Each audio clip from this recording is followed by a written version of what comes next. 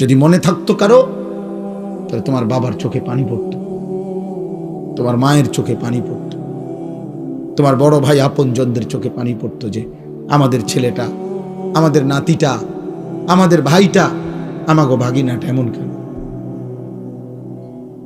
আমার এই ছোট ভাই যে বয়ান করছে, প্রয়োজনে তারা এখন ডাইকা জিজ্ঞাসা করো। এক ছোট ভাই, আপন ভাইকে আমি সন্তানের মতো হাতে ধরে রাখছিলাম আজীবন।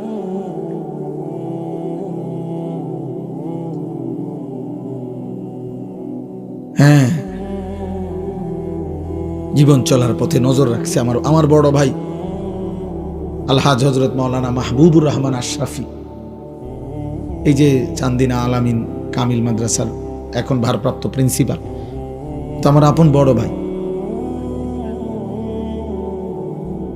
উনি আমারে কুলে কইরা মাদ্রাসায় যখন আমারে দিয়ে আসতো আগে ছোটবেলায়, তখন আমারে কোনোদিন উনি সিটে বইতে দেয় নাই।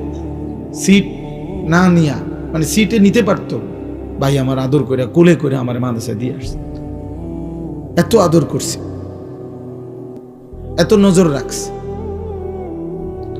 যেদিন আমার চাকরির ইন্টারভিউ, মানে আমি পড়ালেখা শেষ করে ফেলছি বেটা, কসম খোদার, চাকরির ইন্টারভিউ দেব যেদিন, টাইটেল পাস করে ফেলছি কামেল মাস্টার্স, চাকরি দিতে যাও, ইন্টারভিউ দিতে যাবো আজকে, ওই দিনও উনি শুধু এই মাথার চুলটা মনে 2 বার বা 3 বার কাটাইছে, যে সমান করাইছে, চুল সমান হয়েছে না।